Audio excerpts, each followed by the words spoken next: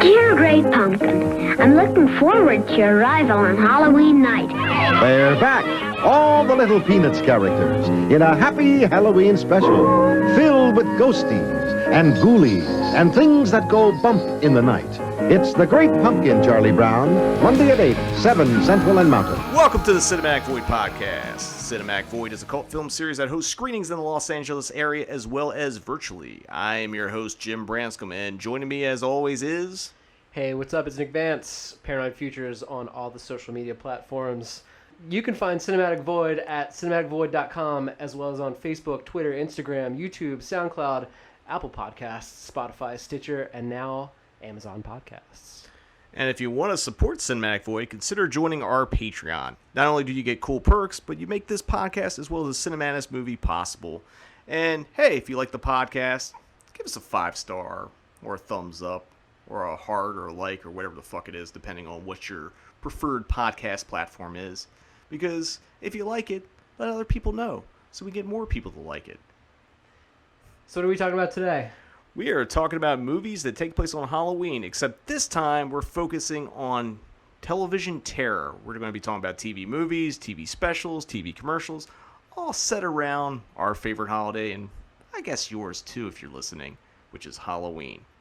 So Nick, you and I both grew up in essentially throughout the 80s and the 90s, and you know, I think those were the years that Halloween started getting really, really big. I think at the 70s was when like the commercialism end of it started picking up, but like 80s was at its peak. At least that's what it seems like. And I just remember like anytime end of September going in October, Halloween commercials, every fucking business had a commercial, Dunkin' Donuts, McDonald's, all that shit. Always promoting Halloween. It just got me so excited for this holiday. And I don't know, what are your earliest memories of like Halloween, or at least what you saw on TV? Yeah, it was definitely a lot to do with TV.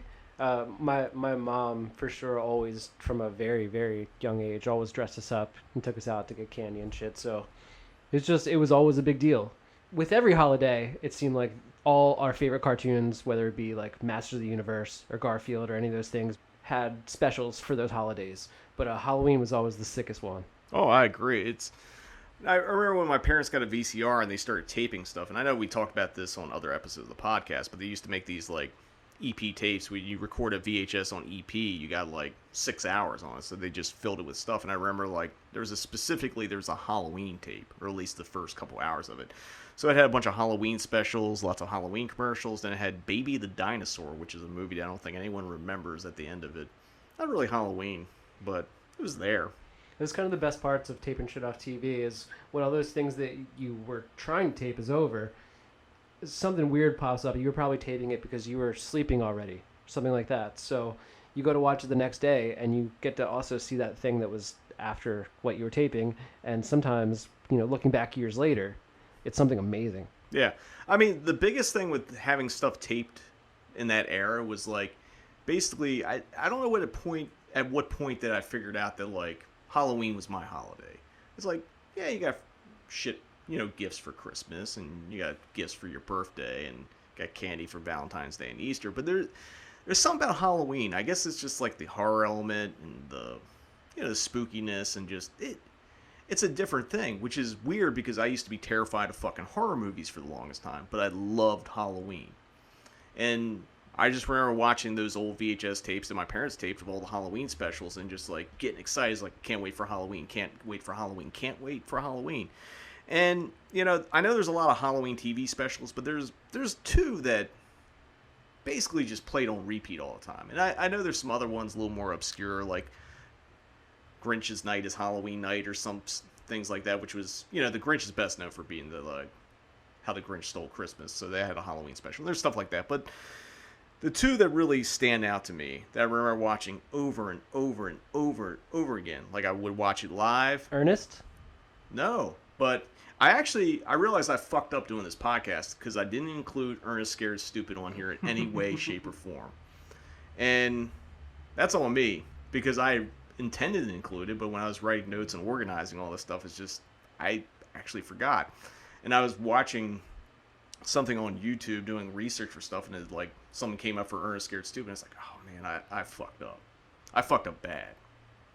which means we're just going to have to do this again next year, too, because we're actually going to miss out on a lot of movies in this discussion, because, like, we're already doing 4 fucking episodes, and, like, those first 2 were, like, marathons. It's like, I didn't realize we could talk that much about Bill Heinzman's The Flesh Eater, let alone Halloween 3.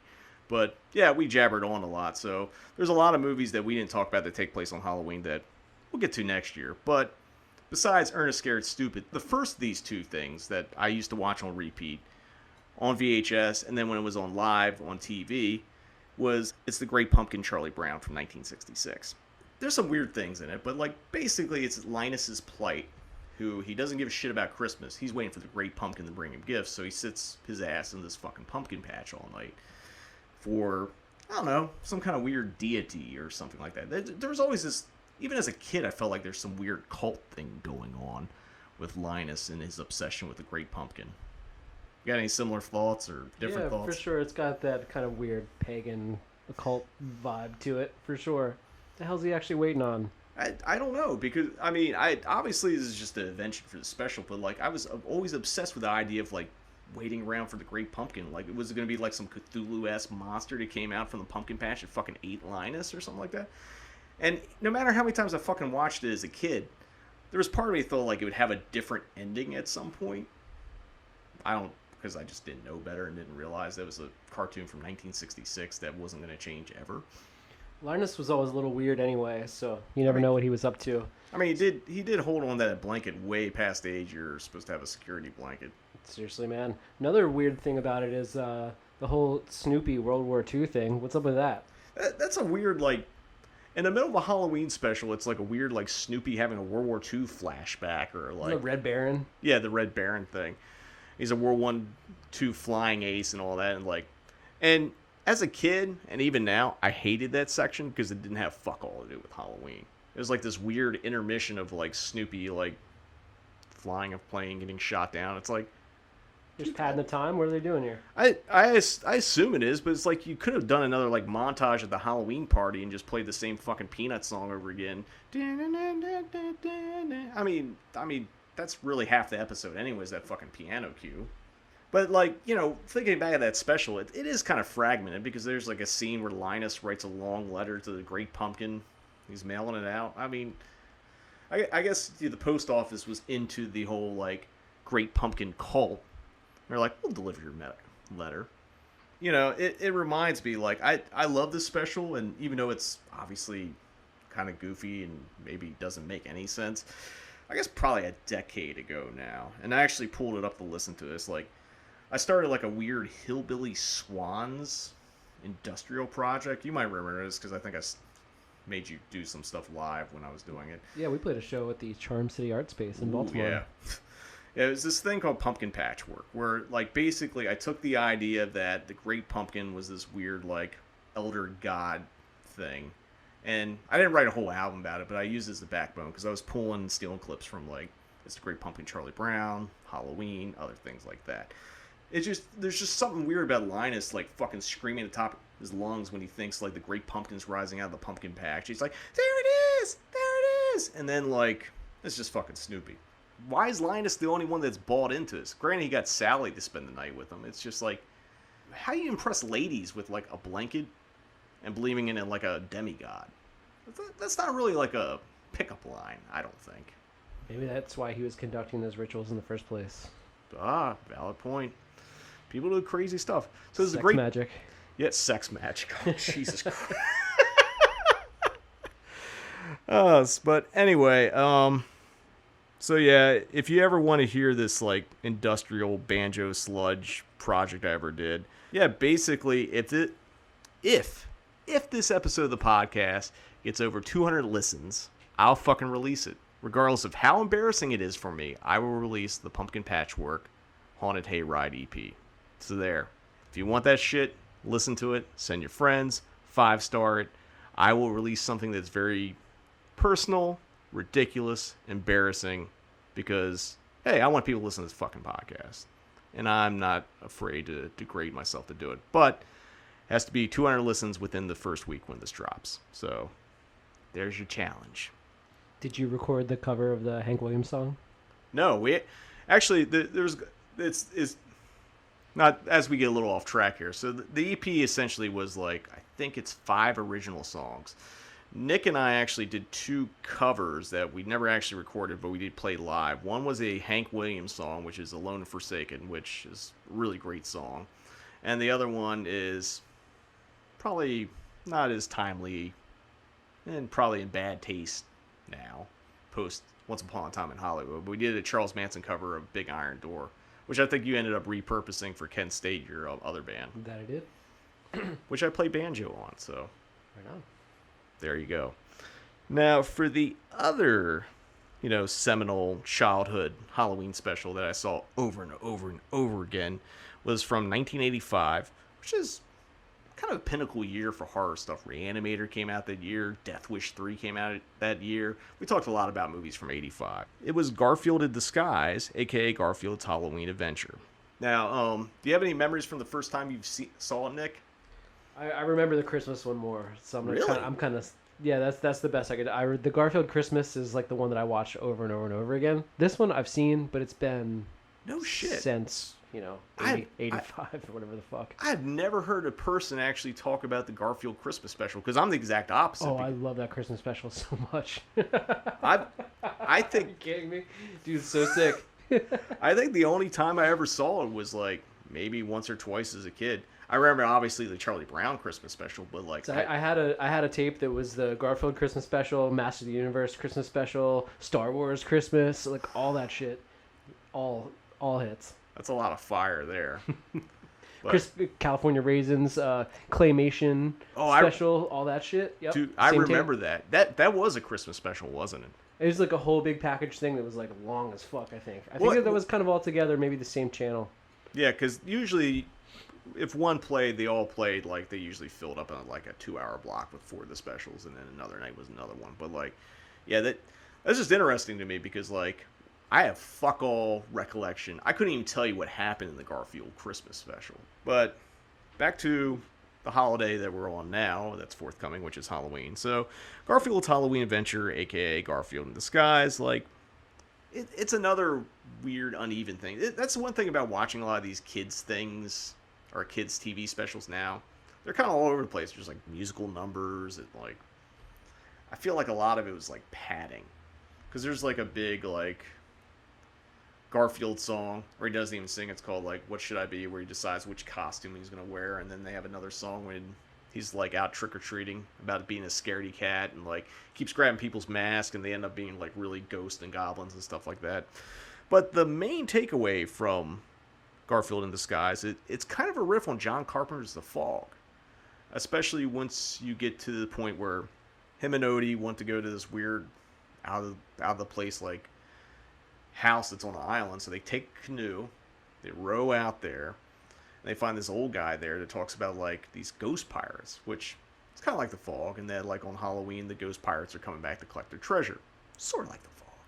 And this old guy fucking steals their boat and leaves Garfield and Odie there. And all of a sudden, these ghost pirates show up. And, like, as a kid, they're kind of terrifying because, like, yeah, Garfield's kind of goofy and whatever.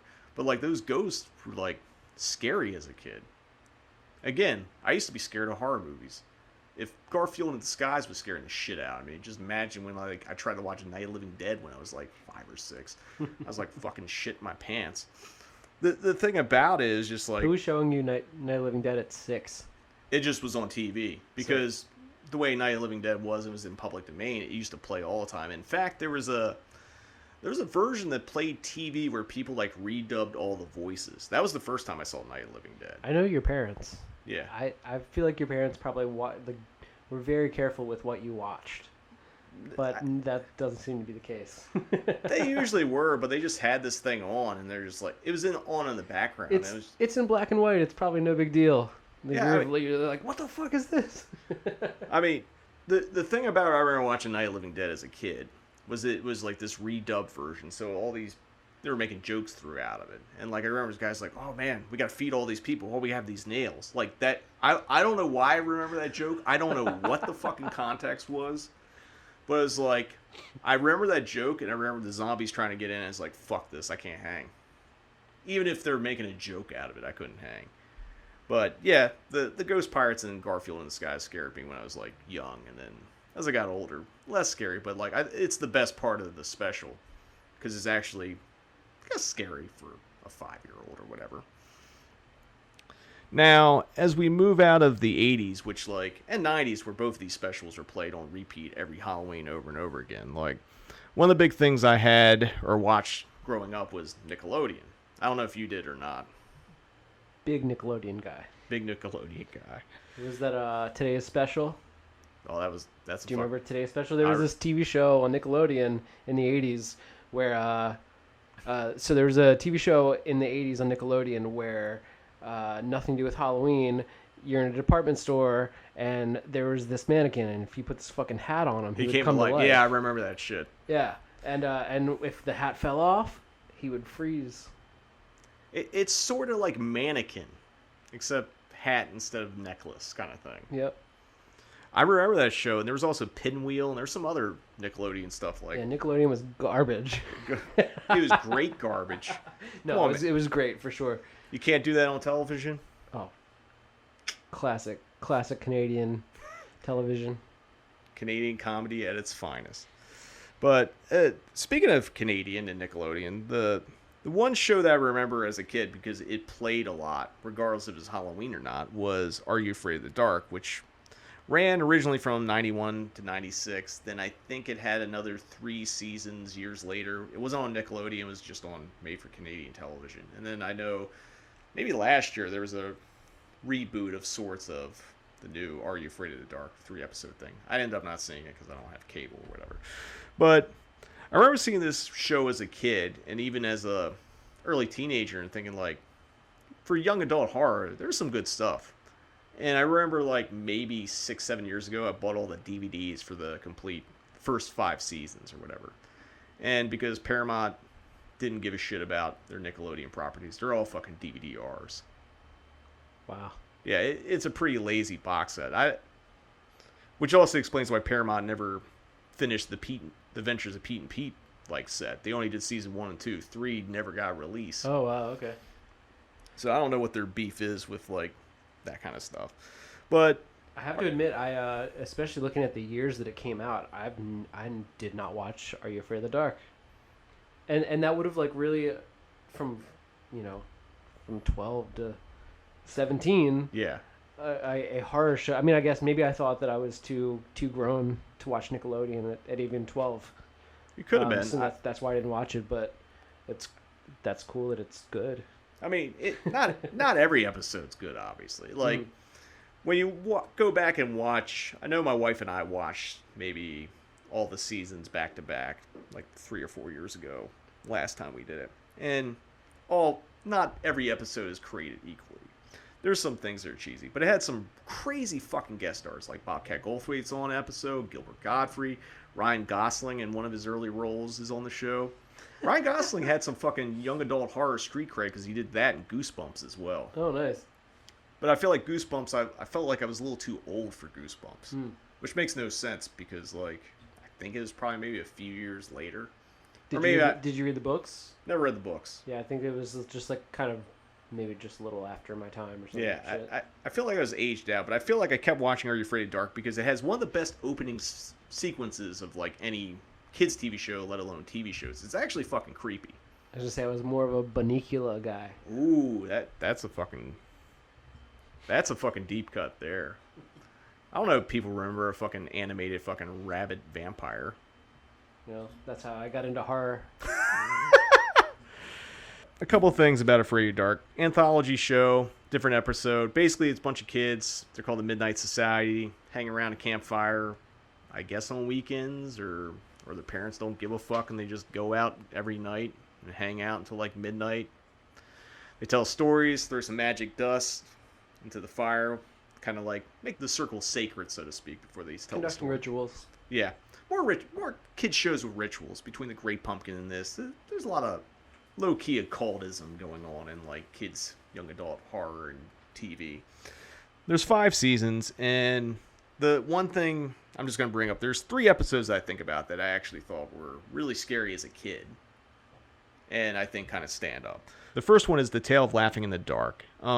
Basically, there's this kid named Josh who decides to prove that an amusement park funhouse isn't haunted by stealing the nose from a prop of Zebo the Clown. Zebo was a corrupt circus clown who died in a funhouse fire while escaping from the police after stealing money. Josh soon learns the story is indeed true when Zebo's ghost visit him demanding his nose back. And you actually never see the clown prop from the haunted house at the amusement park. You never actually see the clown itself walking around in person. There's definitely cigar smoke and there's like paranormal stuff. It's really creepy, and it's just like, I actually think it's well done in how they did it, because they don't show it to you because it makes it scarier than if they did.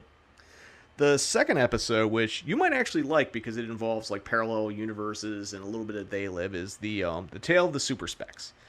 So this prankster named Weeds, come on now, Canadian TV, you're gonna name a kid Weeds? I know it's the early 90s, but It's weird. It's like naming a kid Boner on a popular television show. Boner, fucking Growing pains. growing pain. Name your kid like Weeds, cocaine, fucking black tar heroin. Well, I can see people name their kids that now because it's what they grew up with. Anyway, so Weeds buys a pair of novelty glasses from Sardou, who was one of the few, there's two recurring characters that appeared in a bunch of Are You Afraid of the Dark. There was a Dr. Vink and there was a Sardou, and like there's two guys that like own those characters. So anytime those dudes told a story, at least once a season, those guys would pop up. Sardou ran a magic shop, and he got mad when people mispronounced his name and shit like that. So basically, Sardou tells this kid that whoever wears the glasses can see into another dimension. In this alternate universe is populated by these figures that are like all in black. They're like shadow figures. But they, obviously look like people that are in like silhouette costumes, blacked out faces, and that kind of thing. And those figures are actually looking to merge with a known universe. So every time you put the glasses on, it opens the portal, so to speak, so these characters come through. So then it becomes this thing of trying to shut the portal and all that. And surprisingly for a kid's show, they don't shut the portal. The fucking shadow figures get out, and they're just like, we're running shit now. So it's a really weird downbeat ending for a kid's show, and it's kind of dark. It really sounds up my alley. I'm going to check that out. Yeah, at least check out that episode. I think that one's like tailor-made for you. And the last episode I mentioned, which it kind of reminds me of It Follows in a way, just because of, not the whole movie It Follows, but obviously it's the Nickelodeon show, so people weren't having sex to like pass off a venereal disease ghost kind of thing. But it's more of the pool segment of it. So the episode's called The Tale of the Dead Man's Float. Basically, a boy named Zeke and his friend Clarice reopen an abandoned swimming pool at their school, only to discover whatever lies there might actually be the ghost or the spirit of a person that had been buried there, because apparently this school built their fucking swimming pool on a cemetery. So there's also shades of poltergeist there. And they had moved all the bodies, but they had left one. So this ghost will constantly like pull people down and try to drown them and shit like that. And because Zeke's like a nerd and knows chemistry, he throws this stuff in the pool because you can't see where it is, and it's like menthol orange or something like that. And then when the creature appears, it kind of looks goofy, but it's basically a skeleton version of Swamp Thing, except orange. It's really fucking creepy looking. Eventually they use more science to get rid of it. They throw some shit in the pool and make it explode. This one has kind of a happier ending. But that's the one thing I do like about this show, even though it's a kid's show, because sometimes it just has downbeat dark endings. And they kind of leave it there, and then they cut back to the kids at the campfires like, everyone's okay. But I feel like that's just kind of the bullshit of like, we told a really dark story. It's on kids' TV. We need to be like, and then the bad guys died. Just like kind of phoning it in, when really like where the story ends is just bleak as fuck. So one last thing we're going to talk about, staying with Nickelodeon, is another, I actually think it's one of the best kids shows ever made. You might disagree with me, but it's The Adventures of Pete and Pete. And I'm a big fan. Yeah, Big fan. Iggy Pop. Iggy Pop's Sick in it. Theme song. Yeah, fucking Polaris. Like that whole soundtrack is, again, as we talked about power pop and like indie rock and stuff on different movies, like this whole soundtrack, Adventure Pete and Pete, is filled with it. That Polaris, like, I think they put out a CD which was all the songs that appeared in the show over the 3 seasons. It's fucking great. So if you haven't picked that up, definitely pick that up. But in 1994, Pete and Pete did a Halloween episode called Halloweeny. And it's kind of interesting because it was kind of relatable at 1994 to see this episode. So basically, there's Pete and Pete is two brothers, both named Pete. There's Big Pete, Little Pete. Big Pete loses his Halloween spirit, and he kind of like starts feeling drawn to this like Halloween terror gang called the Pumpkin Eaters, who like just go around and fuck shit up on Halloween. They smash pumpkins, they bust mailboxes, that kind of shit. So it's kind of a call of like when you get to a certain age and you feel like, have you outgrown Halloween? Which I think every kid that like gets deep into Halloween specials and like dressing up and, you know, trick-or-treating, that kind of shit. You kind of come to the point, it's like, am I too old for this? Should I be an adult? I remember trick-or-treating. I was probably 12 years old and going to a house. And someone at the house being like, aren't you a little too old for this? And I've always looked, a little humble brag here, I always looked a little young for my age. You know? This motherfucker, aren't you too old for this? I definitely had that point. It's like, am I too old? Do I need to like be an adult or whatever? You know, that kind of bullshit. And then I got into punk rock and realized that like, you can just live Halloween every day. And I think that was also the transition where like, I think a lot of people feel like I'm going to be an adult or whatever. I'm going to stay young till I die. Yeah. Shout out to Kevin Seconds, even though we've been drinking beers this whole podcast, but it's a really good episode. You know, lots of smashed pumpkins. A lot of, like, you know, at the end of the episode, like, Big Pete kind of refines his Halloween spirit. And that's kind of what I went with. It's just like, you know, there's nothing wrong with loving Halloween. There's nothing wrong with dressing up. Hell, if you're 40, you want to go trick-or-treating. More power to you. We're going to take a quick commercial break. When we return, we're going to be talking about more TV terror on Halloween on the Cinematic Void podcast. Unbearable suspense that keeps you on the edge of an abyss of terror. Take a cult film odyssey into Cinemadness with Cinematic Void. Based in Los Angeles, Cinematic Void is a film series that specializes in horror and exploitation films. Currently, we are hosting Cinematic Void Up All Night in the Cinemadness movie, a monthly virtual screening series, as well as the Cinematic Void podcast, where we dive deeper into the world of cult cinema. You can find Cinematic Void on the World Wide Web at cinematicvoid.com, as well as Facebook, Twitter, and Instagram. And if you like what we do, you can support Cinematic Void by joining our Patreon. Until next time, see you in the void. Read 'em and weep, boys. Talk about a winning hand. All of my disturbing, revolting brilliance is now available on my Tales from the Crypt trading cards. Scandalous scenes, gory details, they're all here in deadly color. Collect the complete set. Your friends will just die of envy. Welcome back. We're talking about movies that take place on Halloween. Actually, specifically, TV movies and shows that take place on Halloween on the Cinematic Void podcast. And we talked about some TV specials, commercials, growing up in the 80s, and that kind of nostalgia. And now we're going to talk about two, which I consider the pinnacle of Halloween set TV movies. Now, there's been some other ones. There's Halloween Town, but that was a little later for me, and that was like a Disney movie. If my wife was on, she would talk a lot about Halloween Town, which is actually a real town. I think it's somewhere in, like, Oregon or something like that. They actually shot it there. But this first one is from 1981, and incidentally enough, since as we're recording it, I just screened it as a Cinematis movie this past Friday. It is Dark Night of the Scarecrow from 1981. And it originally aired on October 24th in that year. The film was directed by novelist Frank de Falletta, who also wrote the novels Audrey Rose and The Entity. I think he also wrote the screenplays for both of those. And it was written by horror high scribe J.D. Feigelson. The movie stars Darkman's Larry Drake, Tanya Crow, Lane Smith, who you've seen in Pauly Shore's The Son-in-Law. He's the dad. He's the father-in-law, if you would.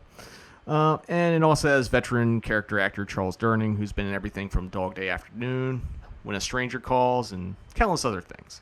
Nick already told me that he missed this episode. You son of a bitch. It's been a busy week, I'm sorry. Actually, it has. I mean, I'm real busy on Fridays in this pandemic. Just admit you're playing fucking Fortnite or some shit. I probably fell asleep before the movie was even over. If I'm being completely real. Yeah, that's fine. That's all that weed you smoke. If you missed the episode, actually it's still online if you want to go check it out now. It'll be up until November 1st. But in case you don't feel like watching, I'll just give you a little recap here. So I talked about a couple things during my intro for the Cinematis movie, and I said Dark Knight Scarecrow plays out like a mixture of supernatural horror, exploitation, and revenge film that could have easily been on the grindhouse circuit instead of TV. And in fact, it was originally intended to be a low-budget horror movie before it got picked up for TV. And although it ended up being a made-for-TV movie, there wasn't much alteration between how the movie was going to be if it was a theatrical movie and how it ended up on TV. So very, very little changes were made to it. So if you haven't seen it, and you haven't watched the episode of Cinematis movie, shame on you, Nick. Basically, Larry Drake plays this guy named Bubba who's mentally challenged, and he's friends with a little girl named Mary Lee. But not everyone in this town is very keen on their friendship. Enter Otis P. Hazelrig, played by Charles Durning, who is apparently the only postal worker in this fucking town, and instead of doing his actual job, delivering the mail, is consistently spying on them.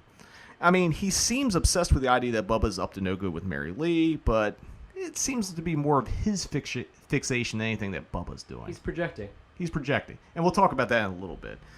So there's a bit early on where Mary Lee gets attacked by a dog because she breaks into someone else's property and like a dog mauls her. Bubba ends up kind of saving her, and they take her to the hospital, but everyone thinks she dies.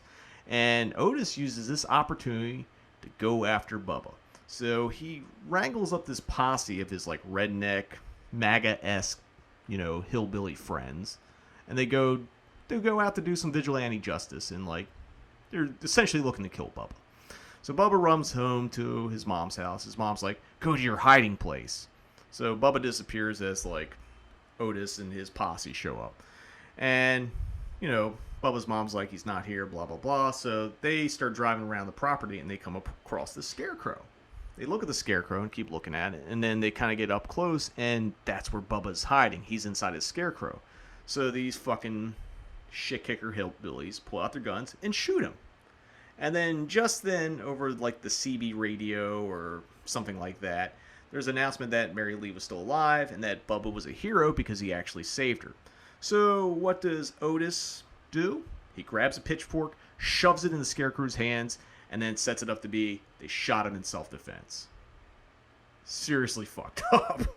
For what's being sold as a killer Scarecrow movie, the Scarecrow actually doesn't outright kill anyone. The Scarecrow does appear at different spots after his death and kind of haunts these guys and various posse members, but all the revenge is conducted through supernatural means, sort of like Final Destination style. For example, like one of them falls into a wood chipper, but it's like this elaborate way they has to fall in. And another guy is trapped in a grain silo, and then the grain starts pulling in and suffocates him. So there's no actual Scarecrow grabbing people and killing them type of violence. It's all supernatural. And, this is a little debate I have. It's implied that it's Bubba whose spirit is doing all this stuff. But I kind of have an alternate theory that it's actually Mary Lee using like some kind of psychic ability she developed from her near-death experience. I can't prove it. It's not written anywhere. I'm projecting now at this point. But I kind of like that theory that like Mary Lee's the one behind like getting revenge because she figures out it's these fucking shithead rednecks that are doing it. The scene that kind of gives credence to this idea to me, it's at a church Halloween party, which again, we're talking about movies on Halloween, so this is the tie-in that puts it on Halloween. And Mary Lee's confronted by Otis, and she more or less tells him she knows what he did and that he's going to get what's coming to him. And then she runs off, and then Otis tries to chase after her, and then some other adult at the party's like, "Hey, stop chasing kids. You need to fuck off and get out of here." I mean, the movie gets really dark in spots, and a lot of TV movies from this era get really dark and like touch a little bit on taboo subjects. And there's a point where Otis shows up to Bubba's mom's house and confronts her, and she basically implies that Otis is a fucking pedophile, and he's projecting his lust for Mary Lee onto her and using Bubba as the scapegoat for it. So what does Otis do? He kills Bubba's mom, blows up the fucking house by turning the gas on, and just rolls out. But Otis gets his just deserves, and then it has a really, really creepy kind of art house ending where like, Otis, and this is going to be a spoiler, I told you to watch the fucking episode, so tough shit here. So Otis gets chased by a piece of farming equipment, and he runs into a pitchfork that's in the Scarecrow Bubba's hands, and he dies. And then Mary Lee goes over and hands a flower to the Bubba Scarecrow and says, "We're going to play my new game, hide and go seek." And that's how it ends. It's like a creepy freeze frame. So there's a lot of dark and like subtextual things going on in this movie.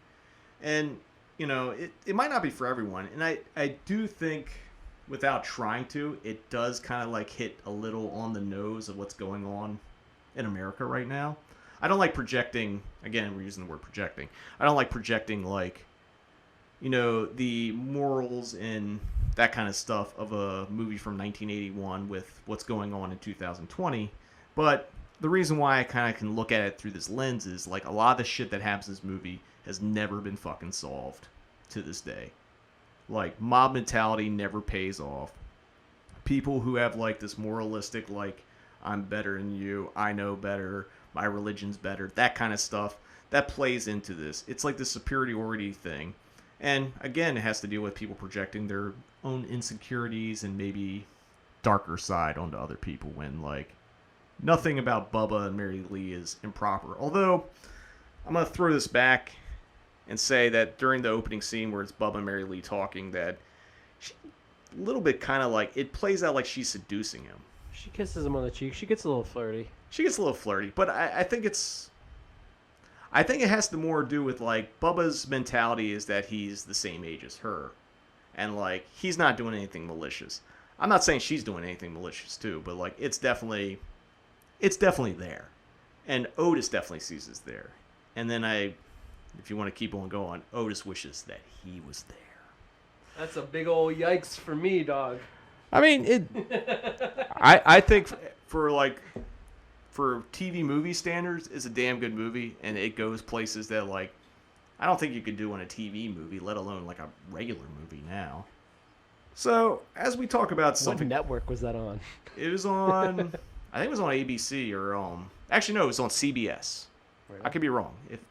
Correct me. It's either ABC or CBS, because they had the big, like, Saturday night movies and stuff. When they did the TV movies back then, it was a fucking event. Oh, yeah, because they had... Weird.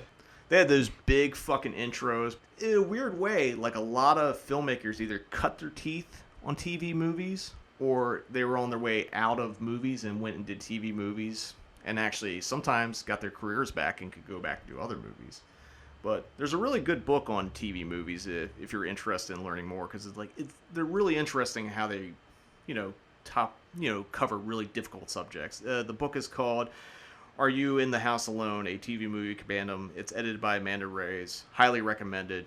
It covers Dark Knight, Scarecrow, and a bunch of other really, really great TV movies that kind of like borderline on being exploitation movies in the 70s and 80s. This next movie we're going to talk about is actually one of my favorite movies that I enjoy watching. It's a comfort movie, definitely. It's from 1985, and it was actually the first movie I screened on the Cinematis movie when I kicked that off during the pandemic. And, I think it is one of the great representations of the Halloween season.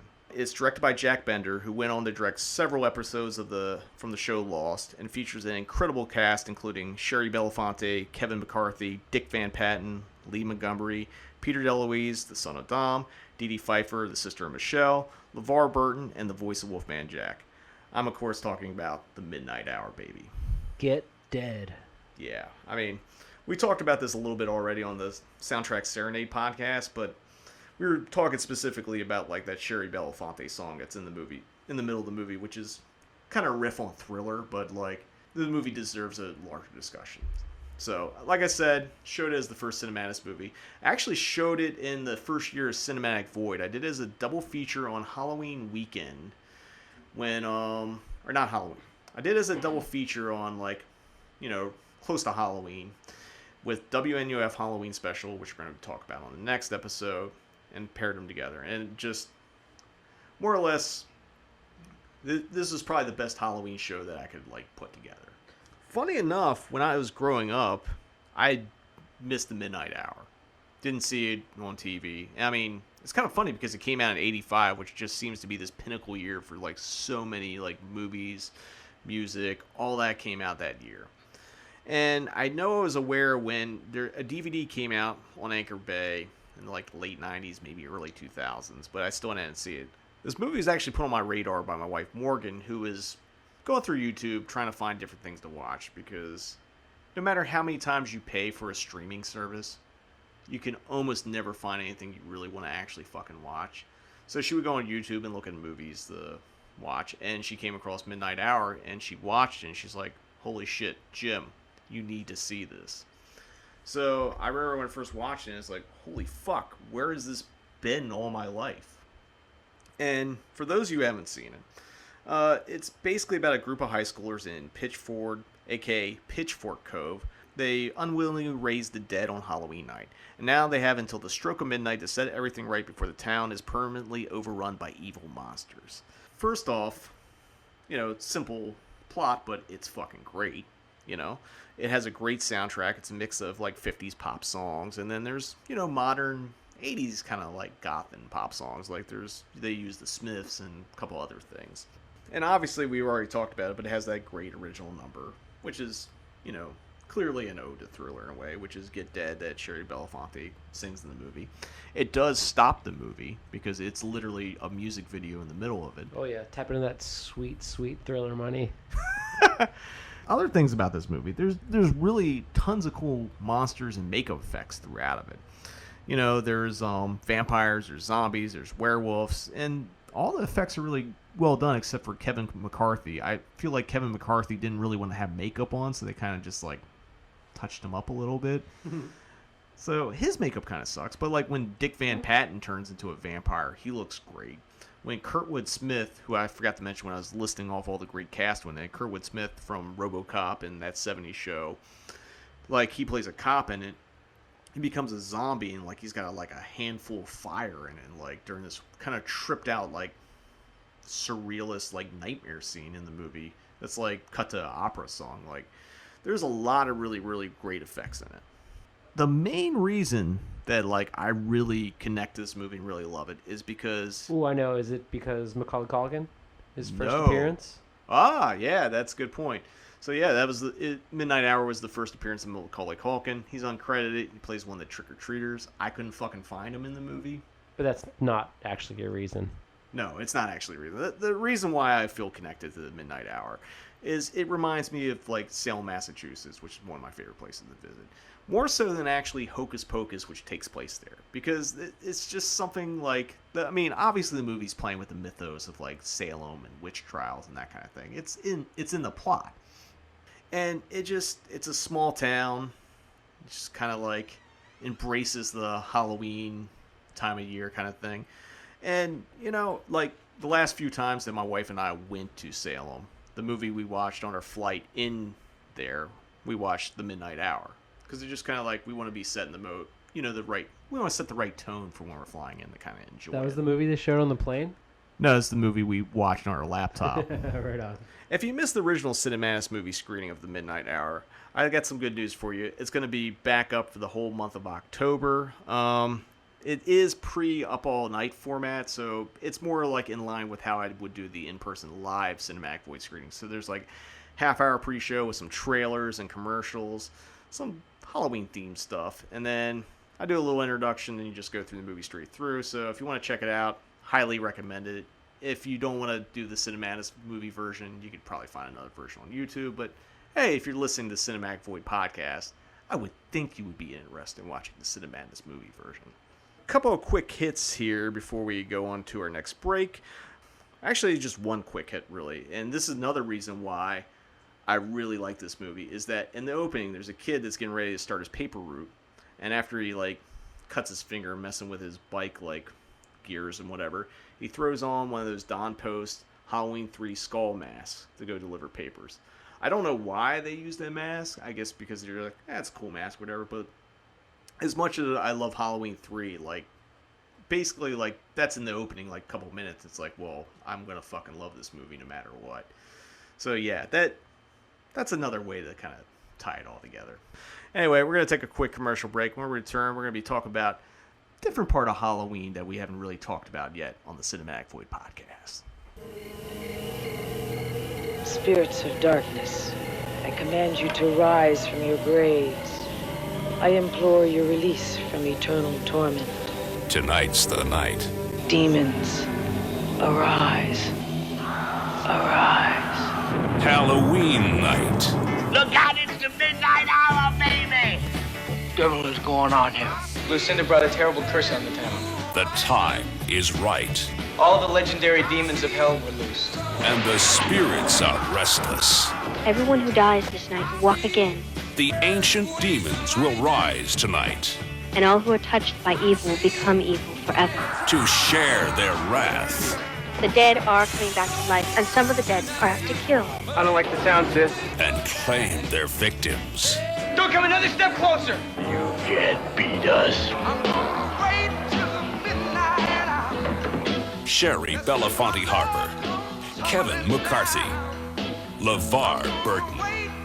Midnight Hour. We have to end this. We gotta do it all by midnight. If they wait, there'll be nobody else around. Happy Halloween.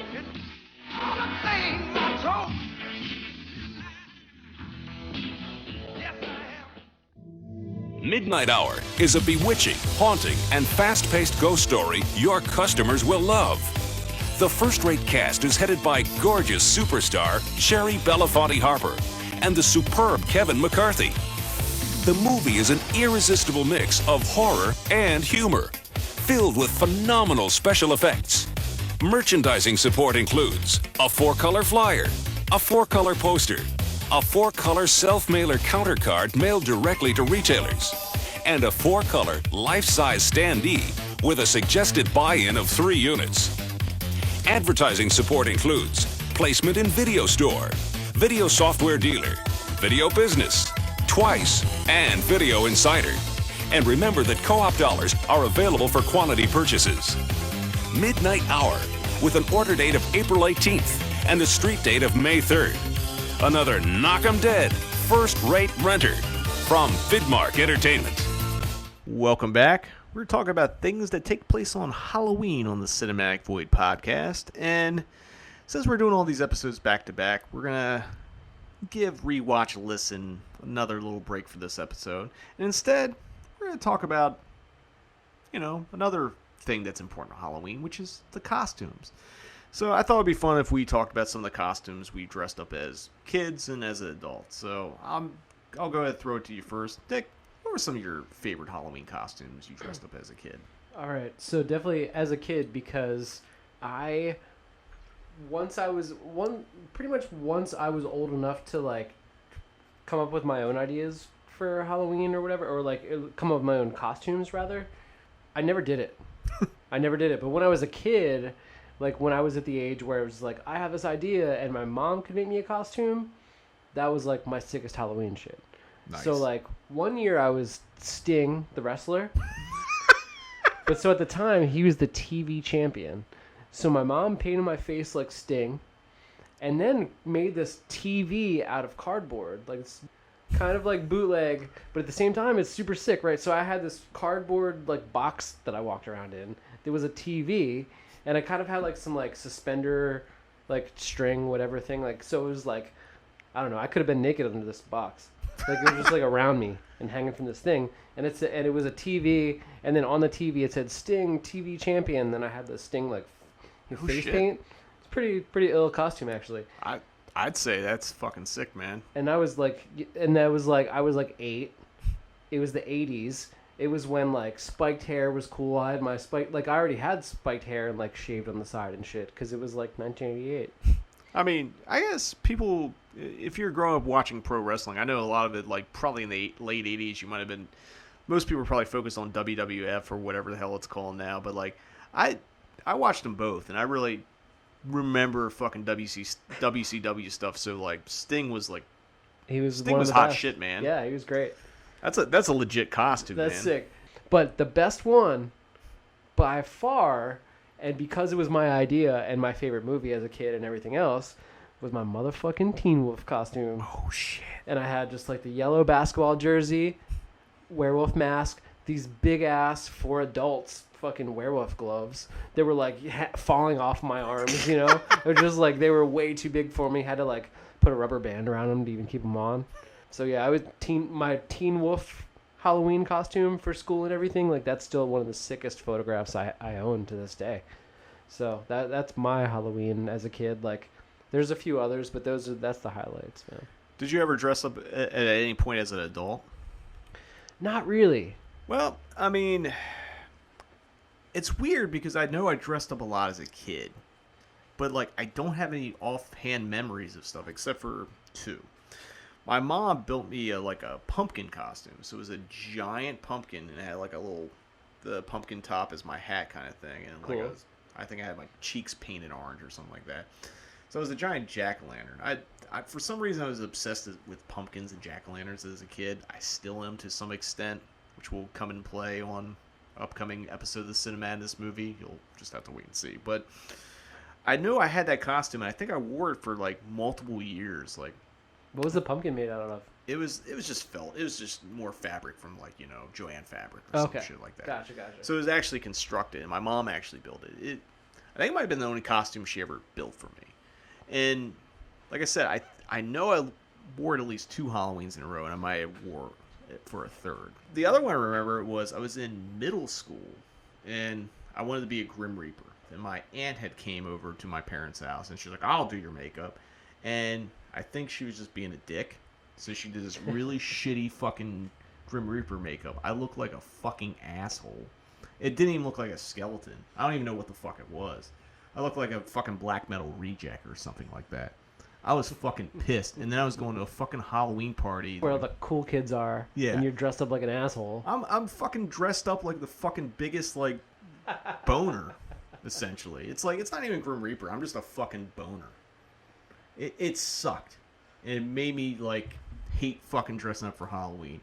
And there was a point, like, even though I was going to Salem and all that for like over a decade, and sometimes on Halloween, I didn't dress up for Halloween until I met my wife Morgan, she was a makeup artist, or she's still a makeup artist, and she decided like we're gonna dress up and we're gonna do all our costumes. I think the first one I remember doing is like the year we got married, or maybe not the year we got married, but a couple years after that, for one of our wedding anniversaries, we dressed up as a zombie bride and groom, and it was based off the ghost on The Innkeepers, the Ty West movie. Like, if you remember that ghost that's in that movie, it's fucking creepy as fuck. So, like, that's how she made us up. And it was fucking fantastic. And then there was another year where I dressed up as John Nada from They Live, and she was one of the They Live, like, aliens. She actually built her own, like, They Live creature mask and, like, put it over. I think all I did is have, like, a fucking mullet wig and, like, a blue flannel shirt. And, like, she tanned my skin so I looked closer to Roddy Piper. But, like, it was still a good costume. For 1 year, for the year at Cinematic Void where I showed WNUF Halloween Special in the Midnight Hour, I actually dressed up as Phil Grenville from the movie Midnight Hour, who's the lead guy in the movie. And he wears, like, a vampire cape, but then his face is painted white and he has, like, blue, like, almost looks like a pro wrestler kind of style thing. Or, like, another black metal variation. If you see Midnight Hour, like, it has a very distinct, like, facial makeup thing. And then he wears this shitty, like, silver foil wig, which I had on when I took an Uber to the theater.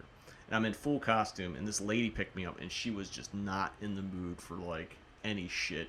She had the windows down, and this fucking foil wig's flying around, like, half of it, like, fell off of my hair. I'm sure I got 1 star on this Uber. But anyway, I got to work. I ended up throwing out the wig. But, like, there's photos, like, I mean, I did my own makeup and put together, like, it's just a cheap Dracula costume I put on. But, like, I was really proud of it because I did it myself because my wife was at work.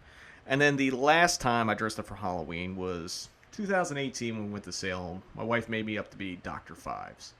And we had discussions on ways to do Dr. Fives. Originally, she wanted to do the skeleton face. And I was like, I don't want to have that much fucking prosthetics on my face. But she actually, with makeup, actually made me look like Vincent Price. Like, contoured my face and all that, and, like, it was a really good costume. The only problem was Dr. Fives wears an all-white cape, costume, everything. And I'm walking around, I have the neck appliance and, like, the gramophone thing. But I did get a couple dirty looks. I got a couple people like, oh, that's awesome, I love your costume, that Dr. Fives rules. But I also had a few people that kind of looked at me and probably thought it was, like, a fucking Klansmen or white supremacists or something like that. Like, I was like, oh, fuck. This might have been a bad idea. Thankfully, I didn't get my ass kicked because I was Vincent Price from Dr. Fives. I was not a Klans member. My wife was really concerned about it. It's like, it's too much white. And I was like, you're the one who said, like, to wear the white one. He also had a black costume, too. I think that was in the second movie or something like that. But she's like, no, he's traditionally wearing the white costume. She's like, you should write Dr. Fives on the cape. It's like, what difference does it make? If they don't know who Dr. Fives is, just because it says it on the cape, it's not going to make a difference. But that was probably my favorite costume I wore. And then, of course, there was when I dressed up as Tom Atkins and ended up playing his brother Dom Atkins at Beyond Fest. But that was just a fake mustache and a fucking ill-fitting white tuxedo. I don't know. Anyway, this is going to wrap up this episode of the Cinematic Void podcast. We have one more episode on our On Halloween series. We're going to be talking about anthology films and found footage that takes place on Halloween. So make sure you tune in for that. Otherwise, make sure you tune in on October 30th for the Cinemadness Halloween special. It's going to be at 6:30 p.m. Pacific. It's going to be on cinematicvoid.com/midnight. We're going to be showing 3 films for you to sink your fangs into, so come ready to feast. So until then, see you in the void.